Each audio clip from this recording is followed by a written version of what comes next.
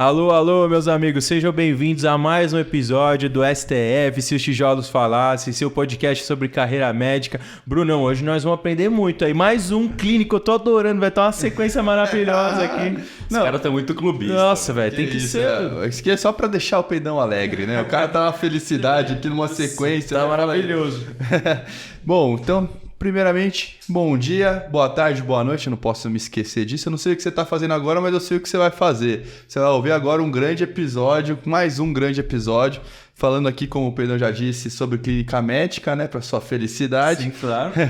E temos aqui um convidado da Unicamp. A gente já convidou alguém da Unicamp? Já? Cara, de formação acadêmica assim, lá de faculdade mesmo, eu confesso que acho que não, velho. O primeiro. Não me recordo, não. Também eu não. acho que não. Bom, um abraço aí então, pessoal da Unicamp aí, ó. Vocês têm o dever aí de curtir e compartilhar. E lá na Unicamp, que se eu não tô enganado, Fernando, se você puder me trazer essa informação, eu acho que lá é um daqueles lugares. Lembra que um post que a gente fez no Instagram sobre o plátano de Hipócrates, né? Até vou ser breve aqui na história, que talvez a gente nunca tenha compartilhado isso no episódio, só no Instagram. Mas existe um médico brasileiro apaixonado sobre a história da medicina, e aí em algum momento ele foi lá pra Grécia viajar, e aí ele foi na ilha tal, onde é dito que Hipócrates há milhares de anos e dava aula ali, porque era, né, os seus discípulos para serem médicos, né? Praticava o início da medicina. Exato, ali o que era o pai da medicina. E esse cara foi lá e ele conheceu, e parece que nessa ilha era debaixo de uma árvore que ele ministrava ali a grande maioria das suas aulas. E aí, não sei, o cara, contam lá, tem da internet, se você colocar, tem no detalhe assim, mas o cara teve que quebrar a cabeça pra conversar com o Ministério da Agricultura, com o prefeito da cidade, com o cara quase chegou no presidente da Grécia pra pedir uma mudinha dessa árvore pra trazer pro Brasil. Aí diz a história que ele não conseguia sair da Grécia de avião, por causa disso que ele pegou um trem, não sei pra que país ali próximo da Grécia, veio pro Brasil, e aí ele pegou essa muda, plantou, deixou crescer um pouquinho e aí tirou um pedacinhos delas e saiu entregando nos principais aí, enfim, centros, aí, hospitais, escolas. Aí começou aqui em São Paulo e eu acho que até se espalhou um pouco pelo Brasil. Aí na Santa Casa tem uma, que é inclusive na frente do prédio da faculdade, onde por muitos anos a gente sabe aquela coisa, sai da prova, aquela resenha, E vai xingar a prova, a gente xinga debaixo do plátano de pra pó. caralho na prova, sei lá, o que era debaixo dessa árvore. E eu sei que, acho que lá na Unicamp tem uma. Eu não sei se é algo que talvez seja conhecido por todos os alunos, mas eu acho que tem. Eu acho que sim, porque se não me engano, a faculdade elas foram fundadas juntas em 63. Sim. Então acho que foi nessa leva que teve uma divisão lá burocrática, tem um professor que já explicou. Na fundação das duas faculdades já deve ter feito essa divisão do plátano, talvez. Eu não sei, acho que foi o... Bom, mas vamos... o Emílio Atier que foi... Mas apresenta o nosso convidado aí.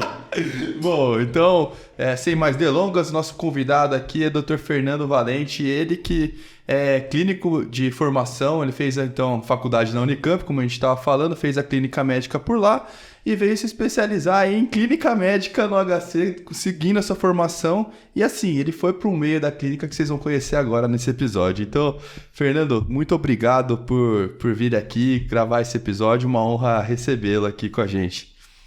Opa, obrigado. Prazer é meu estar com vocês. Obrigado pelo convite e vamos ver o que sai da conversa aí. Eu tô achando legal que o Brunão tá trazendo também só do chefe dele. E assim, né? Eu não sei qual que é a técnica que você usa lá na Santa. Eu também fico meio assim. Tipo, será que eu convido o cara no começo do estágio? Tipo assim, ele fala, pô, foi da hora o podcast lá com o Pedrão, tal, já ganhei uma moral durante. Ou não, deixa eu ficar quieto e ir lá pro último dia, última semana. Ô, professor, veja bem, eu tenho um podcast, pô, muito gostoso ficar um mês com você, vamos gravar. Bom, agora já passou, já foi. Então, ó, você tá aqui ainda, acho que deu bom, né? Bom, Fernando, mas a gente costuma, assim, começar com... Como é que foi pra você, faculdade de medicina, entrar lá na Unicamp, como foram os primeiros anos por lá? Sempre soube que queria ser médico. Conta pra gente um pouquinho disso. Cara, então, meus pais são médicos, né? E minha irmã também. Então, quando eu entrei na faculdade, minha irmã estava no 6º ano lá da Unicamp. Então, ela foi meu 6º ano. E meus pais são médicos também. Minha mãe é pediatra, meu pai é GO. E até o meio do ensino médio, mais ou menos, eu não queria fazer medicina. Eu acho que, olhando para trás, era meio que uma tentativa de negar o que eu, em algum lugar, queria, na verdade, né? Então eu fiquei pensando em várias outras coisas para fazer. Fiquei pensando em fazer letras, sei lá. Coisa mais social, já veio com educação. Inventando meio que outros caminhos. Até que acho que no terceiro colegial mesmo, eu decidi que eu queria fazer medicina. Ou aceitei que eu queria fazer medicina. Aí, prestei, eu não passei direto, eu fiz um ano de cursinho. Lá em Campinas, né? E... Você é de lá? Você é de Campinas? Eu sou de Campinas. E aí, passei em 2007, entrei em 2008 na Unicamp. E... Cara, aí a outra decisão grande, né? Que tava ainda longe, mas era o que fazer. Mas a gente chega lá, né? O que fazer de especialidade. E, cara, sempre, assim... No começo da faculdade foi um baque, acho que é pra todo mundo, né? Porque... Sei lá, apesar de ter pais e irmã médicos, você vê eles falando sobre cuidar de paciente, né? Então, um caso tinha isso, outro caso tinha aquilo, conversas nesse sentido, né? Que aconteciam sempre em casa, e acontece até hoje. Mas você entra e é aquela coisa meio... Você mergulha na célula, né? Começa a ver um monte de molécula e coisa. Você fala assim, putz... O paciente ainda é distante, né? Quando que isso vai se traduzir em cuidar de gente, né? Na Unicamp, especificamente, eu tive sorte nesse sentido porque eu acho que isso é uma característica de outros currículos também, mas lá, desde o começo, tem atividades que você entra em contato com gente, né? Você não sabe fazer nada, né? Mas você pratica uma coisa que é essencial para ser médico, que é conversar, né? Sim. Entrevistar as pessoas e... Você bota o jaleco branco ali dentro do hospital e sente medo, né? Exato. E sente medo. A gente ia pra UBS, tinha que fazer uns projetos na UBS e tal, conversar com a população, ir na casa das pessoas. Então, você começa a ter esse primeiro contato com parte do que é ser médico, né? Você ainda não tem nada, ou quase nada do vocabulário necessário para uma pessoa aparecer na sua frente e você cuidar dela do começo ao fim. Mas você já consegue conversar, né? Isso já começa a praticar isso, pelo menos, né? Com certeza, que é fundamental, né? Mas fica aquele tempo, aquela coisa muito teórica, muito descontextualizada. Algumas dessas coisas mais pra frente você percebe que fazem um pouco de falta, você tem que ficar fazendo meio que voltar, né? Uma retomada, né? Uma tentativa de retomada. Mas assim, como é que foi teu envolvimento lá? Você era um cara que mais era, sei lá, centro acadêmico? Quando a gente pega o pessoal, comissão de formatura, treinar, desde o começo, cara, eu sabia que, às vezes, por ter pais médicos, eu sabia da importância de começar a levar o estudo a sério na faculdade desde o começo, porque uma coisa que é fato, que acontece muito fiquei estudando muito no terceiro colegial, estudei muito no cursinho, começo de faculdade, o estudo talvez não vai ser minha prioridade. Cara, eu acho que eu era mais desse último estilo aí, porque eu cheguei a treinar um pouco acho que foi no segundo pro terceiro ano um pouco de atletismo, mas eu nunca fui firme assim de atlética nem nada, e também nunca fui do centro acadêmico. Eu era mais próximo das pessoas do centro acadêmico, mas não era dele. E eu tava mais na pegada assim de, talvez até por esse baque inicial de perceber que o negócio era meio cabuloso, assim, de pegar no estudo e tal e tentar ir por esse lado.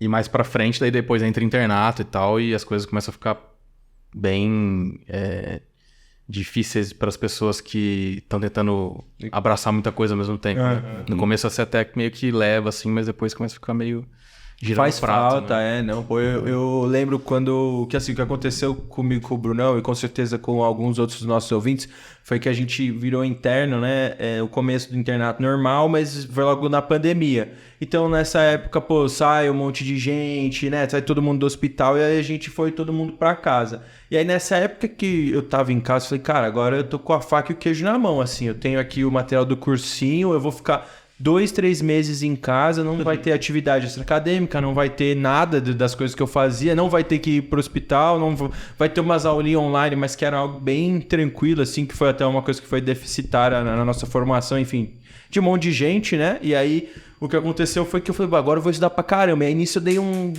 estudei sem ter a bunda lá, estudei um monte, e aí percebi que no retorno pro internato, conseguia aproveitar de uma forma já muito diferente, o que eventualmente antes você chegava lá, você viu o chefe discutindo o caso, você só ouviu por cima as palavras, mas você não entendia, que sabe, conduto, o fluxograma mental ali, não, isso aqui de fato nós estamos falando dessa área do conhecimento aqui e tal, e isso no final das contas é algo que é, enfim, é valioso na nossa formação, né? Nossa, eu me esqueço, cara, que vocês estão no R1, R2 e fizeram internato na pandemia, né? Sim. Já passou foi um tempo. agora, já. E no seu internato, você chegou no internato já pensando em clínica médica, pensando em alguma coisa específica ou foi mais abertão assim? Então, eu acho que o momento que eu comecei a me encontrar assim como meio médico, né, naquela altura, foi no 4º ano. A gente tinha um estágio lá, eu não sei se existe ainda ou se é organizado dessa forma, mas tinha um estágio que a gente ia para UBS 3 vezes por semana. Agora eu não me lembro se era toda semana ou a cada 2. E aí eram 3 dias. Um dia para discutir clínica, outro GO, outro pediatria. E tinha algumas UBS possíveis, né, para as pessoas irem. Eu ia para uma UBS numa área meio rural de Campinas, que era o Village. E lá tinham 2 médicos que discutiam clínica no dia que eu ia, que me influenciaram muito, assim, a começar a gostar de clínica médica e de raciocínio clínico e me interessar por essa coisa do paciente chegar com um problema e você ter que entender o que está acontecendo para conseguir ajudar aquela pessoa, né? Então, era um docente da cardio, que é o Andrei, e um assistente da onco, que era o Felipe. E aí eles discutiam clínica comigo e é aquela coisa, né? Daí é outro baque diferente do começo lá, que é a coisa da bioquímica e tal. É o baque de você realmente sentir que você é responsável por atender alguém e você tenta aplicar aquela coisa que você aprendeu em semiologia, né? Como fazer uma anamnese. E você percebe que você parece que não está sendo guiado pela sua própria cabeça, né? Você está sendo guiado por que te mandaram perguntar. E aí você tem que achar o jeito de ultrapassar isso, né? E perceber como ir resolvendo os problemas e tendo a ideia de como ir conduzindo o caso e não ficar seguindo receitinhas, né? E sei lá, roteiros do que perguntar, enfim. Então já desde esse começo... Isso é pré-internato, né? Pelo que eu entendo. Pré-internato. Eles falam que é internato 0, não sei o quê, mas isso é pré-internato. Mas aí já foi brilhando na sua frente a clínica médica, já foi te chamando a atenção desde o começo. As outras áreas você foi riscando já. Área cirúrgica já descartou desde o começo? Isso eu já tinha meio que descartado já. E fui descartando cada vez mais conforme foi chegando o final da faculdade. Mas então chegou na hora lá, marcar clínica médica pra você foi um X fácil, então? Foi. E aí, como é que foi essa época assim, então, vou pra São Paulo, vou tentar passar aqui na Unicamp, clínica médica foi onde muito estudo, e aí você veio pra cá? Eu prestei outras que não Unicamp, né? Mas eu tava meio que aberto, assim, mas eu acho que parte de mim tava pensando mais em ficar por lá, assim, que foi o que acabou acontecendo, né? E acabou acontecendo porque eu não passei em outros lugares também. Então, foi uma decisão fácil de tomar. Passei lá, não passei em outros, tu vou ficar lá, né? Mas foi muito bom, assim. Eu acho que... Eu sempre falo para alunos isso também, que às vezes no começo do internato, assim, os alunos não percebem quão grande vai ser o crescimento entre o começo do 5º ano e o final do 6º. E no final do 6º você olha para trás e você percebe, assim, como a coisa é exponencial, né? E aí dá uma impressão até de que talvez não seja possível isso acontecer de novo. Mas na residência acontece de novo. E 10 vezes mais. Porque aí o negócio vira de verdade mesmo, né? Então foi um momento, eu acho que até hoje eu tento continuar, né, melhorando, crescendo e tudo, mas eu acho que a maior concentração, assim, de crescimento que eu tive foi nos 2 primeiros anos de residência. Eu acho que em relação à mudança do começo pro final foi, assim, explosivo, assim, exponencial. E acho que é pra maior parte das pessoas, ou pra todo mundo, né? E como que foi a residência lá pra você? Era o que você esperava? Você se encontrou satisfeito enquanto estava fazendo? Ou sentia que sei lá, te consumia muito, precisava correr atrás de conteúdo em outros lugares? Como que foi pra você essa impressão? Cara, assim, residente sempre reclama, né? Convivo com dois e posso te falar que sim. É que nem quem trabalha em CLT, essas coisas, quem trabalha no mundo corporativo, os caras estão sempre falando mal de chefe, não é isso, velho? Depois o chefe pode ser o cara mais firmeza. Faz parte da união ali, da galera que é liderada por um chefe falar mal dele. Então o residente dá assim como é reclamada, né? Menos lá no grupo vermelho da clínica. Lá a gente não tem muito essa conduta. Mas é muito mais fácil perceber o que foi a residência estando depois dela. Lógico. Enquanto você tá lá, e tem momentos de qualquer residência que são, assim, extremamente extenuantes, né? Fisicamente você não consegue nem, assim, parar pra pensar, né?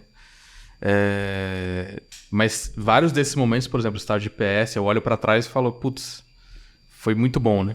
Eu não sei se me propusesse, faz de novo aí então.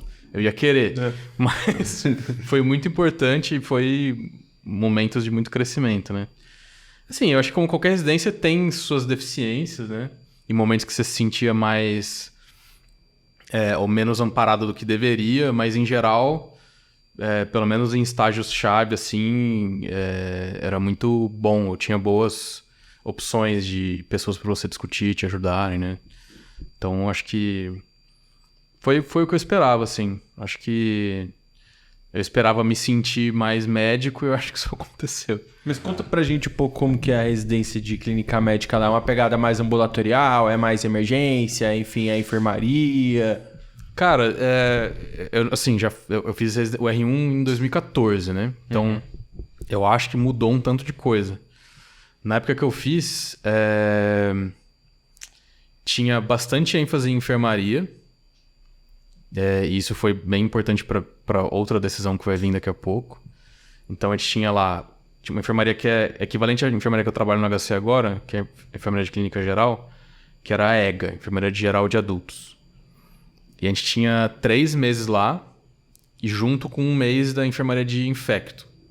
Que era uma enfermaria bem parecida em vários aspectos, assim, porque paciente grave, complexo, que chega com problemas meio que indiferenciados, às vezes tem que resolver o que está acontecendo.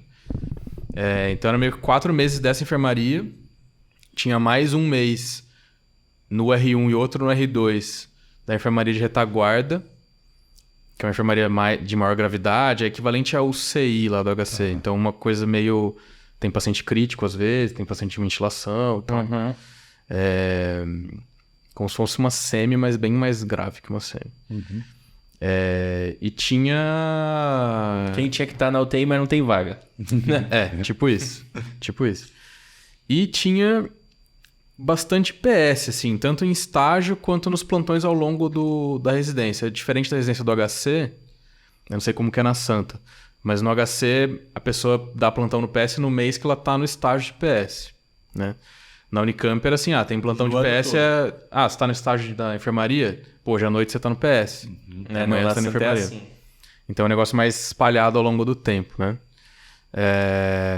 E tinha os estágios de PS. As pessoas do PS e o estágio do PS eram muito bons, bem organizados. Eu já gostava desse estágio desde do 6º ano.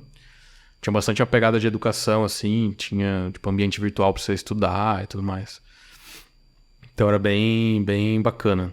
E ambulatório tinha também, mas eu acho que era um pouco menos, era mais em estágios de especialidade. Tinha ambulatório no estágio de enfermaria também, 2 dias na semana. Mas não tinha, como no HC tem, por exemplo, cada residente tem seu ambulatório horizontal, sabe? O cara fica os 2 anos vendo os mesmos pacientes e tal.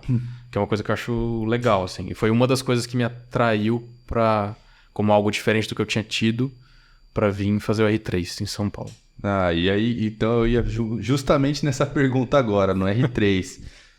Você tinha, assim, no R1, assim, ainda um desejo de fazer alguma especialidade, de ir pra cardio, pra não sei o que eu acho que é meio que a regra, né? A regra é meio que você acaba entrando na clínica e aí o pessoal já te pergunta, e aí, qual vai ser seu próximo passo? Pra onde que você vai com a clínica? E como é que foi essa sua decisão de fazer um R3?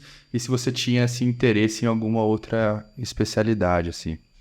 Então, aí, lá no internato, quando eu tava no 5º ano, eu já tinha meio que decidido que eu ia fazer clínica. Um daqueles caras que discutiam comigo na UBS, que era o Felipe, era da onco. E aí eu pensava em fazer onco. Meio que eu acho que influenciado, assim, né? Daí, beleza. Fiquei pensando nisso. No próprio internato já fui percebendo que a oncologia talvez não fosse muito aquilo que eu tinha com ele lá discutindo o caso, fazendo diagnóstico, era uma coisa mais de tratamento e tudo mais. Muito focado só nisso, né? E aí fui meio que perdendo interesse e entrei no R1 de clínica querendo fazer hemato. Eu pensei, meio parecido com onco em alguns aspectos, mas faz mais diagnóstico, tem coisa benigna também. Me atraía muito a coisa do hemato, em algumas situações, ser um cara bem independente, né? Que atende o paciente, faz a hipótese, coleta o sangue, põe no microscópio, olha, dá o diagnóstico, prescreve o tratamento. Tem um cara que consegue ser sozinho, né? Assim, óbvio que isso não se aplica a tudo, né? Em todas as situações, mas tem meio que essa aura, assim, né? Eu achava isso legal. Então eu entrei querendo fazer hemato. Aí, esse estágio que eu falei pra vocês, que era 4 meses de enfermaria seguidos, eu passei nele no final do R1. E aí, nesse estágio, eu decidi que eu queria ser só clínico. Aí eu decidi que eu não ia fazer sub nenhum. Por quê? Não, tem que ter algum caso, assim, algum paciente que te marcou. Então, eu tô aguardando chegar no momento da epifania ali. O que aconteceu nessa enfermaria? Exatamente. Cara, eu acho que isso talvez tenha um pouco a ver com a história da medicina interna, né? Mas acho que uma enfermaria geral de clínica médica é um lugar que concentra muito as características do que é ser internista, né? Então, talvez principalmente essa coisa do procedimento do clínico, que é fazer diagnóstico, né? Que é uma coisa muito... A gente tende a pegar essa coisa e trazer mais para um lado pessoal, assim, tipo, legal, fiz um diagnóstico difícil e tal, né?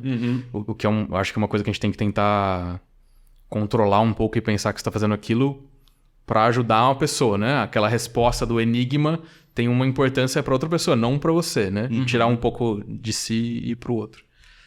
Mas é um lugar em que isso acontece muito, né? Você pegar um problema, definir bem qual que é o problema, resolver ele, dar um nome para ele, você sentir um certo senso de que você alcançou uma coisa assim, né? Dando um nome para aquele problema e conseguindo andar para frente com essa tarefa de ajudar a pessoa, né?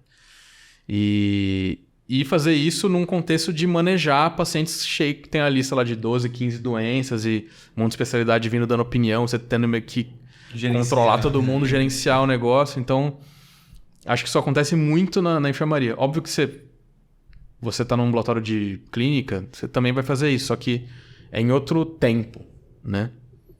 Então, desculpa te interromper, mas aproveitando que você levantou essa bola, se os meninos me permitem aí, justo eu que sou super apegado aqui à linha do tempo da trajetória da espinha dorsal, mas eu tenho uma curiosidade, acho que isso muito por ser clínico também.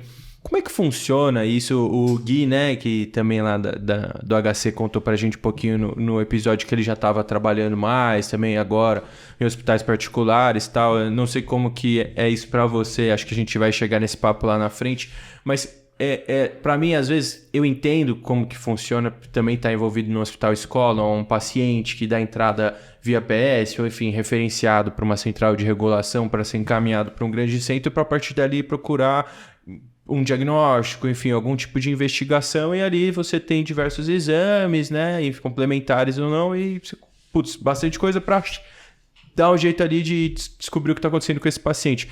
Isso acontece muito no sistema particular, assim, você tem algum envolvimento disso fora do HC? Hoje em dia, já como o Gui coloca, né, de um especialista não focal, como que é esse tipo de atuação hoje em dia para vocês? Tem paciente que interna no particular e aí de fato rola algum tipo de investigação com ele internado? Não? É mais a nível ambulatorial? Como é que é isso? Que eu acho que é uma coisa que eu ainda não tenho muito contato. Sim. Cara, acontece. Não muito comigo ainda.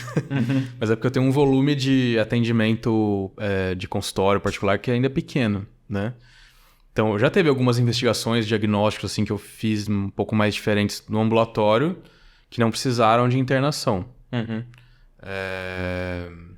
Assim como mesmo no hospital escola, isso tem cada vez mais virado uma realidade, né?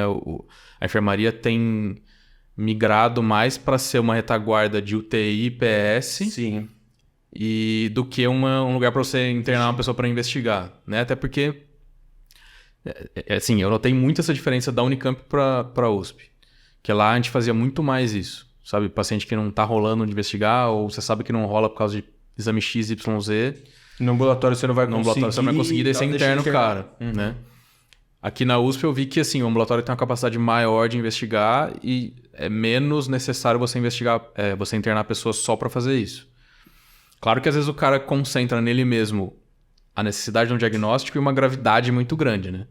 Então esse é outro perfil, né? O cara tá no ambulatório grave, precisa internar porque ele tá ruim e precisa acelerar as coisas, né? E o outro perfil que é essa retaguarda de PS e UTI, né? No mundo particular, não sei, pelo menos a minha experiência é que é bem menos necessário internar para investigar várias coisas. Só que também é um mundo que é regulado por muitas coisas, né? Inclusive a vontade das pessoas.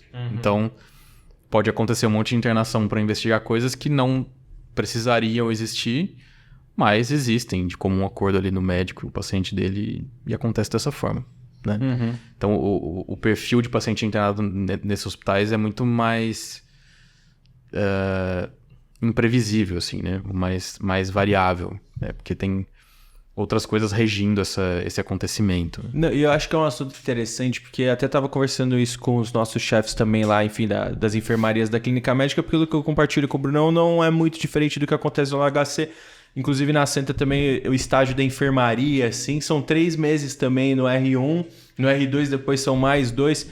E aí, nesse estágio, os chefes estavam exatamente um dia que a gente estava numa reunião, eu estava batendo papo com eles e eles estavam compartilhando um pouco disso, que como há 20, 30 anos atrás eram feitos na enfermaria, eles têm essa percepção de que de fato era um lugar para investigar mais, eram feitos mais diagnósticos e tal, e agora já tá tendo essa mudança. Putz, o Santa Casa, como um hospital porta aberta, tem uma demanda muito grande via PS, o PS não suporta reter todos os leitos, tem pacientes que precisam ter internações, enfim, de curta permanência, mas não tem tempo de ficar pro PS, sobe pra enfermaria, aí paciente que possivelmente tinha que estar no UTI também não tem leito e tá na enfermaria, e fica esse manejo mais de paciente, enfim, com intercorrências do que de fato investigando, mas rola um mix assim.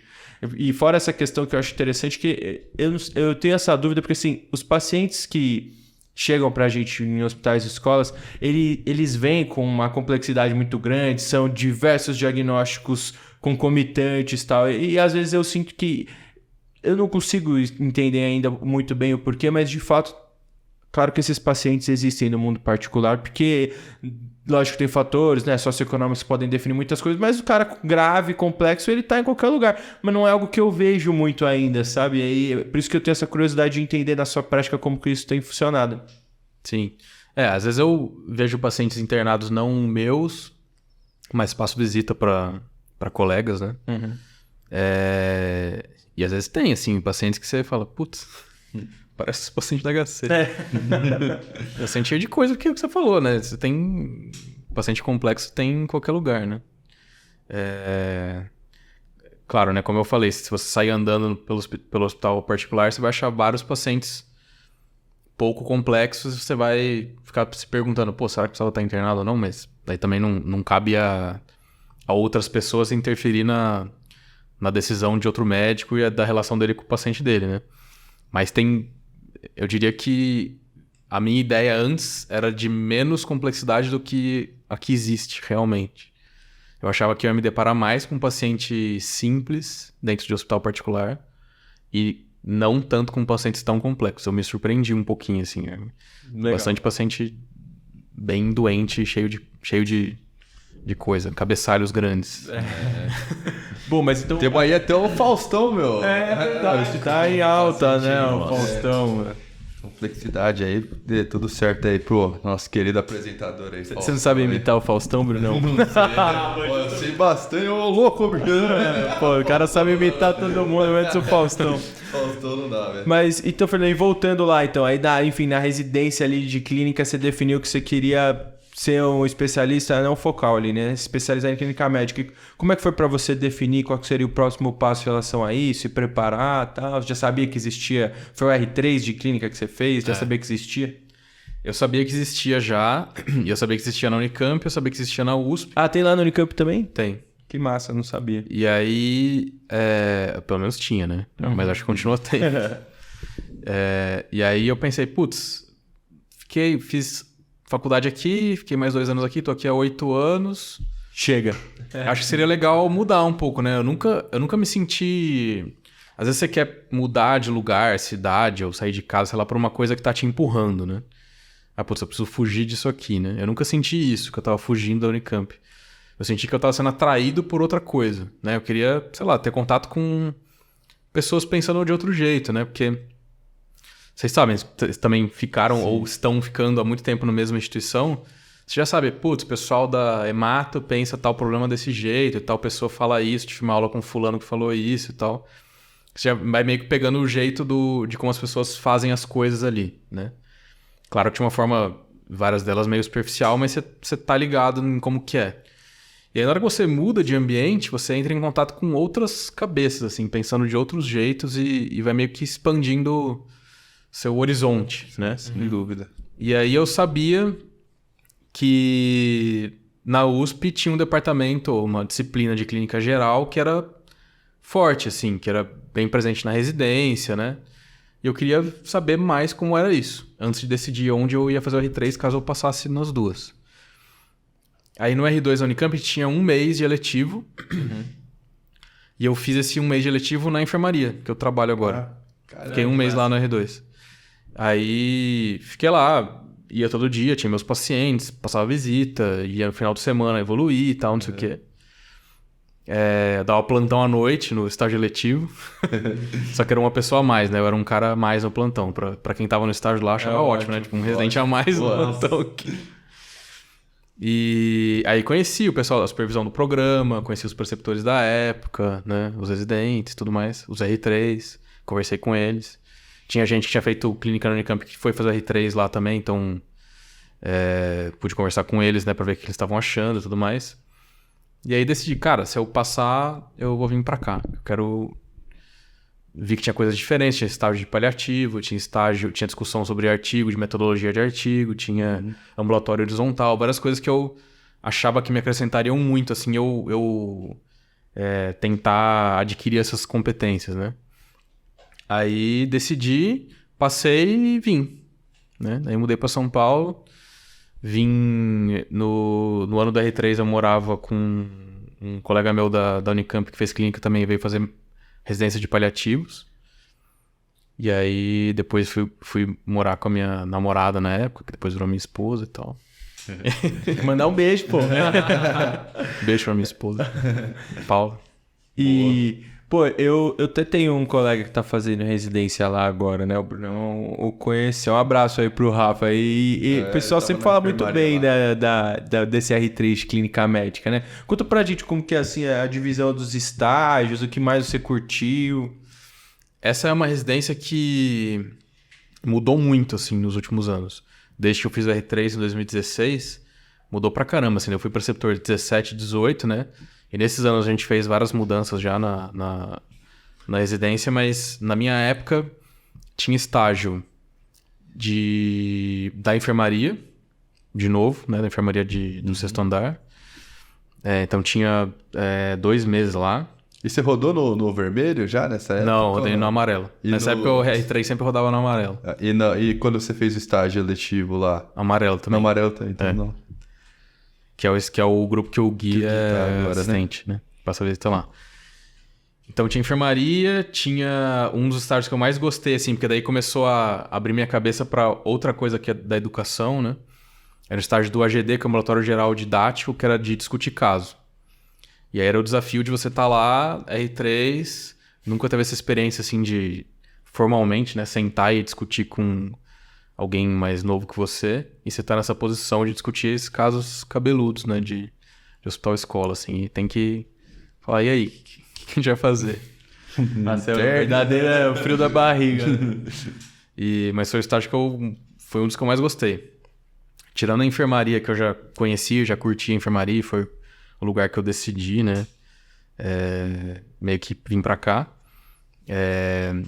Eu gostei muito desse e gostei do estágio de paliativos.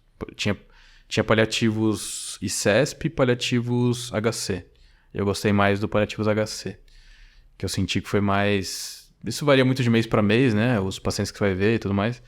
Mas nos meses que eu passei lá, o paliativos HC, eu tive contato com uma variedade muito grande, assim, de doenças diferentes, né? Então não é só paliativo oncológico, que é o que as pessoas estão mais acostumadas a pensar quando pensam em paliativo, né?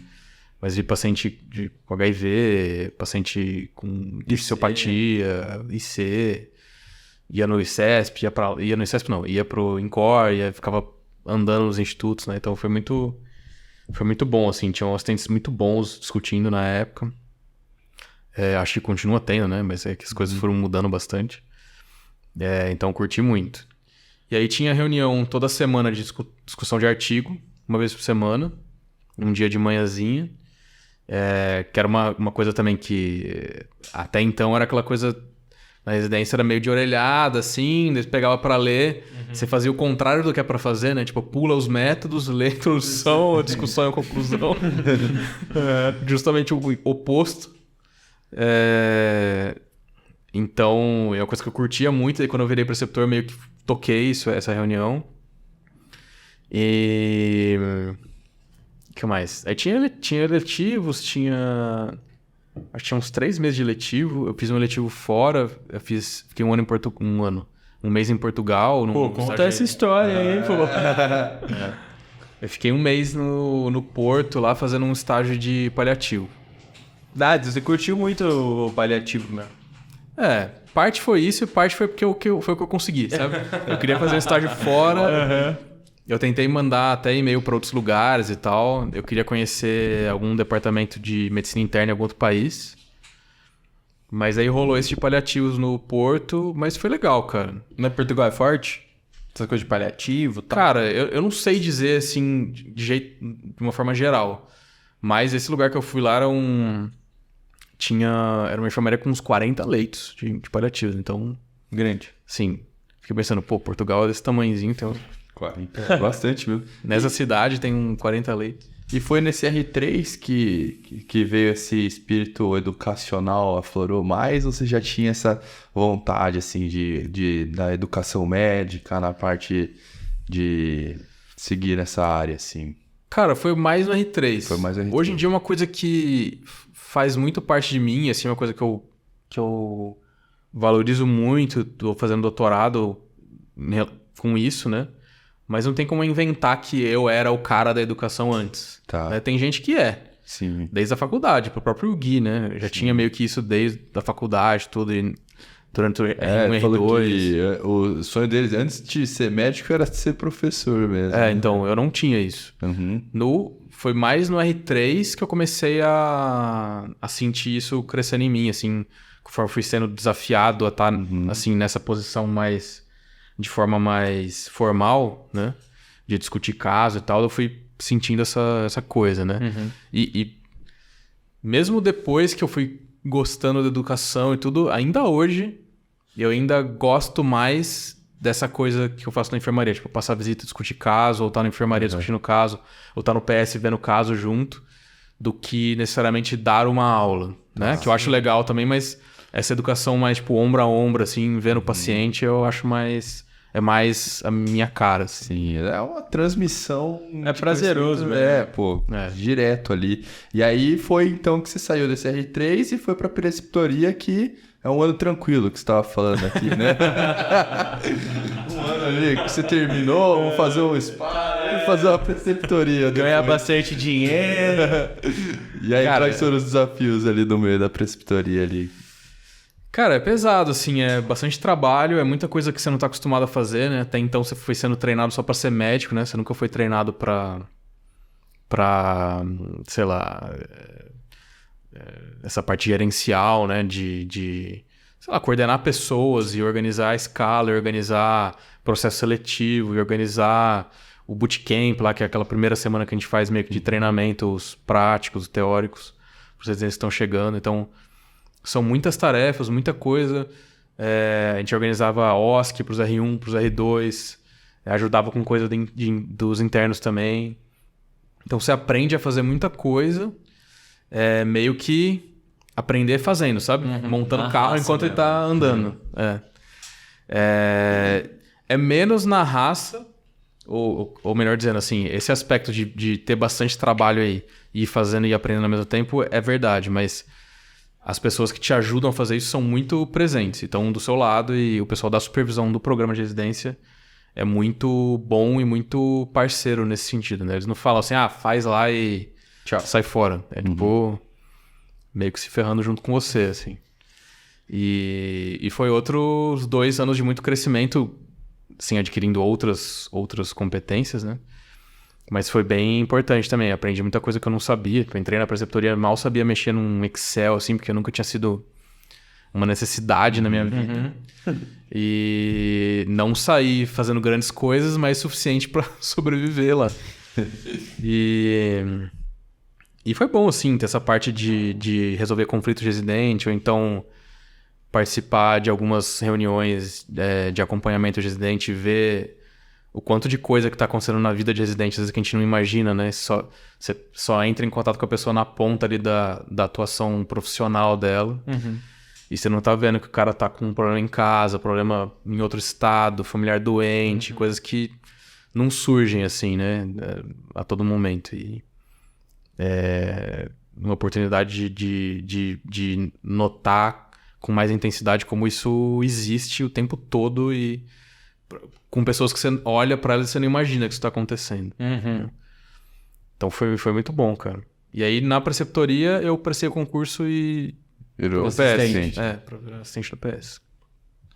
Que massa.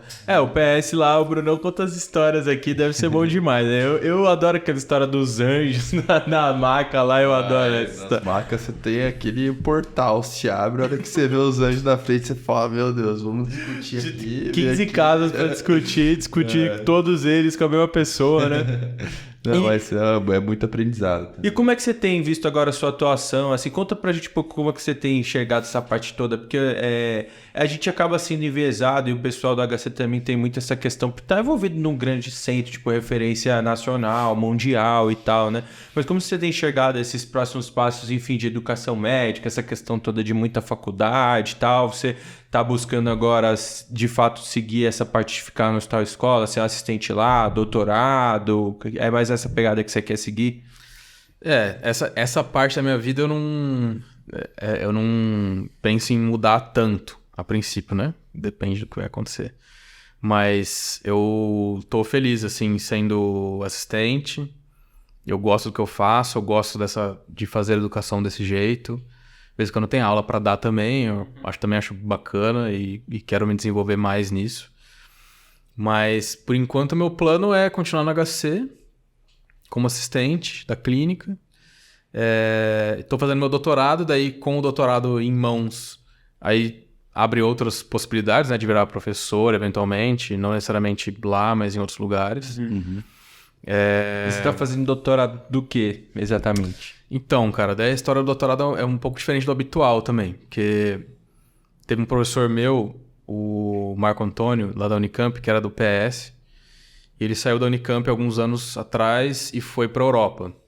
E ele foi primeiro para a Holanda, depois foi para Portugal e agora voltou para a Holanda. Então ele é professor lá na Universidade de Groningen, né? Professor de educação médica. E aí eu tenho falado com ele desde antes da pandemia sobre fazer trabalhos com raciocínio clínico, que é o assunto que eu curto mais. E a gente tava meio que fazendo planejamentos, assim, daí pandemia, tipo, não tem como ficar pensando em doutorado, né? E aí, pós-pandemia, né, na hora que a coisa arrefeceu mais, as conversas voltaram com mais intensidade, começou a ganhar forma, ele se estabeleceu lá onde ele tá agora, lá em Groningen e tal. E aí eu me inscrevi no doutorado lá. Então sou aluno de PhD de lá. Caramba, só que eu tô aqui, fisicamente. E assim, eu vou precisar ir para lá em alguns momentos, eu não preciso passar períodos longos necessariamente. Eu vou tentar algumas semanas por ano, assim, ficar lá. Tenho que ir para lá defender no final. Mas tô fazendo... Em holandês. Em inglês, pelo menos. Se fosse holandês, tava ferrado. Nossa, mas que interessante, assim. E o que tem sido, em termos de... Pelo que você está explicando, ele é um pesquisador a respeito de raciocínio clínico, enfim, educação médica num grande centro lá na Europa, enfim. O que ele tem enxergado de novidade, de coisas que lá, eventualmente, se faz de um jeito e aqui a gente faz de outro, ou de novidade? Cara, seria legal trazer ele, né, pra conversar. Porra, massa fazer demais. um podcast à distância. Lógico. Eu não sei, assim, o que ele enxerga de novidade. Tem várias diferenças entre o Brasil e lá, tanto das pessoas, assim, a nível pessoal, quanto na universidade, mas a gente não conversa tanto, assim, sobre isso, né? Eu pretendo, nas vezes que eu for pra lá, conversar mais, né? Acaba que a gente conversa, faz reunião sobre o doutorado, a gente até papeia mais do que deveria, talvez, mas fica focado mais em fazer o negócio andar pra frente, né? Claro. Mas na Europa as pessoas são um pouco diferentes, assim, né? Do jeito de... sei lá, no trato um com o outro, né? Não que é uma coisa... Eles são super educados, né? Mas eles não são tão calorosos. Assim. E aí, fulano e tal, e aí, que da hora. É assim, tipo, oi, tudo bem e tal. E ele é total oposto disso, né? O cara carioca, todo espalhafatoso, assim, então... da hora.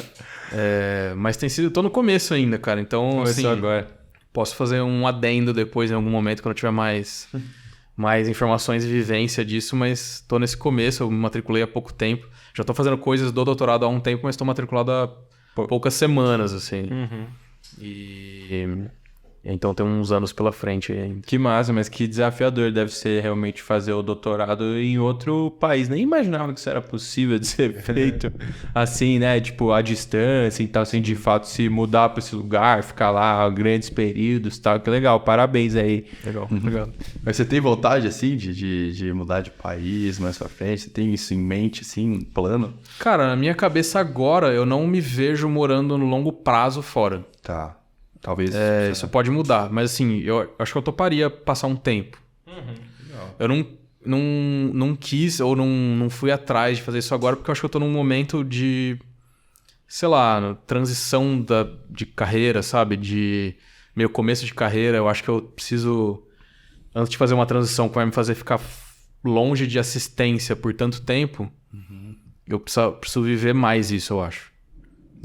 10 anos de formado já, não preciso viver mais, né? Mas, pô, é legal demais. Você vê que é a constante escada da medicina, né? É impressionante. Você termina a faculdade, tá na residência. Termina a residência, vai pro próximo passo. Aí você começa a trabalhar e é isso. Você vai uma esponja e direcionando, assim, o seu conhecimento, assim, pro legal. Mas é impressionante como que vai abrindo essas portas e vai a vida vai te levando.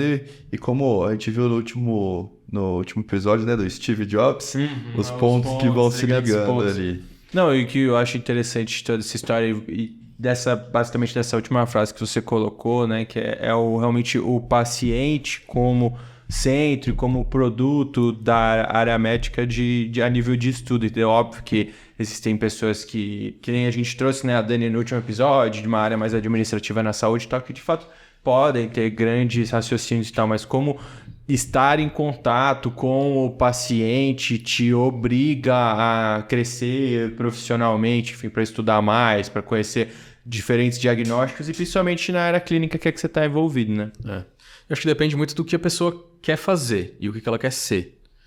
Eu acho que é totalmente cabível e aceitável as pessoas quererem...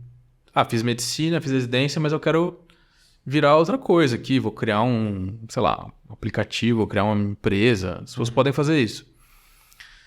Agora, acho que se a pessoa quer ser médica, se o cara quer ser médico, ele tem que estar perto de paciente e de gente para ensinar.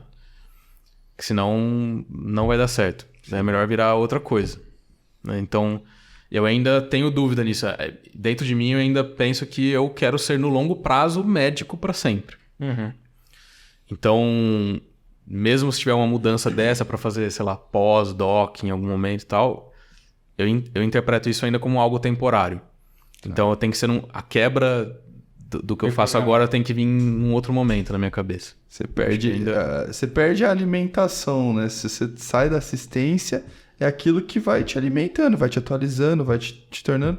E ainda mais hoje, com a fluidez das coisas, com crescimento. Se você sai, lógico que depois voltando, você pega muito mais fácil, mas estar distante da assistência... Vai, querendo ou não, são escolhas, né? Isso que você disse, tem que saber o que você quer. Em algum momento, daqui a alguns anos, eu falar assim, putz, legal, fiz assistência por um tempão, acho que eu vou ficar um pouco longe disso e fazer um pós-doc. Daí no pós-doc você fala, putz, cara, decidi que eu quero virar pesquisador, professor. Pode acontecer, né? Mas não é minha cabeça agora. Assim como tudo na vida a gente... Não, mas é que a assistência é massa, né? Você tá junto do paciente, eu acho que isso é uma coisa que... E todas as pessoas com quem a gente conversa aqui, seja às vezes num perfil de residente, seja de um assistente, né, preceptor, ou às vezes inclusive um cara que não tá envolvido no hospital escola, mas tá lá, velho, na UBS, no PS, tendo contato com o paciente, enxergando as dificuldades e tal. E é isso que eu converso muito com os meninos e eu falo, eu acabei também fazendo clínica porque, claro que as novidades se você não se mantém junto do paciente, né, da assistência, você vai perdendo. Mas, tipo assim, provavelmente tirar uma anamnese é uma habilidade que você desenvolveu ao longo desses anos, que agora, se você ficar 10 anos sem conversar com alguém, daqui 10 anos você vai saber sentar com o paciente, ter as nuances de ir lá, tirar as dúvidas, que algumas coisas vêm para ficar e que podem não te definir como médico assistencial propriamente dito, mas que são ferramentas que por longo da vida tal, você vai usar. E que até um papo voltando lá no começo que você trouxe, que eu achei massa demais. Meu pai é médico e o que mais acontece, inclusive eu fui jantar aí com a minha mulher, e aí eu fui conhecer um primo dela que eu não conhecia, que ele mora lá em Minas Gerais, e ele é médico urologista, e nisso estava acompanhado da esposa, que é cirurgia plástica, né? Vamos dizer que eles são médicos, né? Não são clínicos, né? Mas enfim, aí fui lá conversar com eles e tal, e foi muito prazeroso, e o que aconteceu foi que é aquilo, o meu cunhado, que é advogado, estava na mesa, e é impossível você chegar e não falar de medicina, tipo, porra, e aí, voltando para aquilo que você estava falando, da tua família, assim, né? Deve ser massa pra caramba chegar em casa, ter um pai, uma irmã, uma mãe, todos que são médicos, que se pode discutir um monte de coisa, mas discutir o caso, o paciente, isso que é o que você faz todos os dias com os residentes lá na HC, isso é gostoso, né? Prazeroso por si só. Sim. Tem que ter o cuidado com as pessoas não médicas que estão perto, né? Porque senão você começa a ficar chato, né? E é muito difícil evitar, né, de falar de medicina. E quando você vai num bar, num restaurante, começa a surgir o assunto, né? E aí você tem que ter cuidado ou de mudar de assunto ou virar pessoa não médica e falar assim, então, isso aqui é quando acontece tal coisa. Então, isso aqui é quando acontece tal coisa. Então, esse remédio, ele faz isso. Essa foi meio que tradução simultânea do que está sendo falado, né? E, Pedro, você tocou num assunto legal, que você falou dessa parte das habilidades que vão ser inerentes para você pro resto da vida, né? E eu achei que foi legal e foi muito interessante desse ano, foi uma vivência que eu tive, justamente porque eu vou seguir no caminho da fisiatria, mas na fisiatria a gente passa muito na clínica no começo, né? Eu tive o prazer aí de acompanhar aí 2 meses na clínica, 2 meses e o mês no PS. E assim, eu não vou tratar a infecção de corrente sanguínea e o tempo de antibiótico terapia do meu paciente na fisiatria.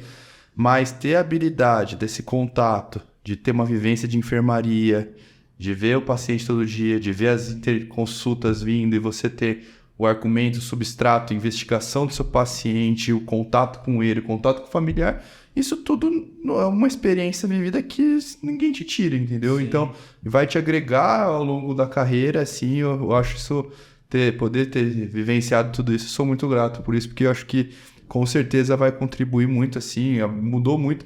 E é aquele pico lá que você disse, né? Das curvas exponenciais do aprendizado. Então, aqui no 5º e 6º ano, e no R1. Então, pô, tô agora, acho que do 6º mês, né? Já passou da metade. Eu já tô achando que eu já tô até acabando a R2. Pô, mas é uma delícia, cara. Você vai numa curva de conhecimento e aprendizado. E é isso, você vai juntando as habilidades, né, as competências da atualidade e tudo mais, mas as competências médicas que você vai carregar, assim, pro resto da vida, assim. Então, acho que isso é muito legal e, pô... Não, eu concordo 100%.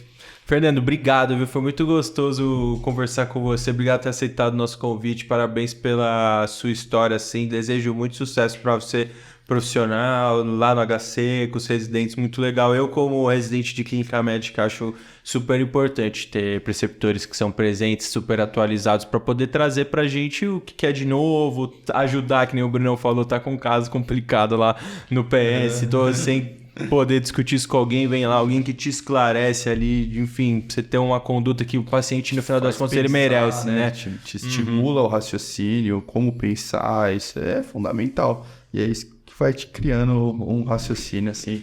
E eu achei muito legal desse episódio, assim, né, de estar com você aqui hoje, Fernando, porque de trazer esses caminhos, né, que é o nosso intuito do podcast. Então é para mostrar para as pessoas como você... É isso, todos os fatores na área médica, todas as áreas, todo mundo compõe o grande conjunto que é a medicina e a assistência, e cada um vai ajudar de uma forma. E aí o que você disse que é isso, você tem que saber quem você quer ser nessa peça. E o que você quer ser foi justamente estar ali nessa assistência, seguindo a clínica médica. Então é muito legal de estar aqui hoje, ter essa oportunidade para mostrar para o pessoal aí como que esse caminho funciona, as entranhas e compartilhar aí. Então, obrigado por ter compartilhado sua experiência. Obrigado a vocês, foi um prazer estar aqui. Espero que o pessoal tenha gostado. E se alguém tiver alguma dúvida, quiser perguntar alguma coisa pra mim, se quiserem divulgar aí... não precisa ser meu celular, mas pode ser a rede social. Não, passa aí Instagram, LinkedIn, o que é que você usa mais? Eu uso pouco tudo, na verdade, tá? Eu nem lembro como que é o meu... Arroba. O meu arroba do Instagram de cor, mas eu mando pra vocês se quiserem. A gente põe lá. A gente te marca lá. Se alguém quiser mandar a pergunta, fica à vontade. Ficou com dúvida de alguma coisa do caminho, tem dúvidas se quer fazer clínica ou não, fica à vontade. Massa. A gente faz essa ponte aí. Manda aqui no direct, né? Pronto. No Instagram aí que a gente faz essa ponte aí. E a gente se vê no próximo episódio. Tchau.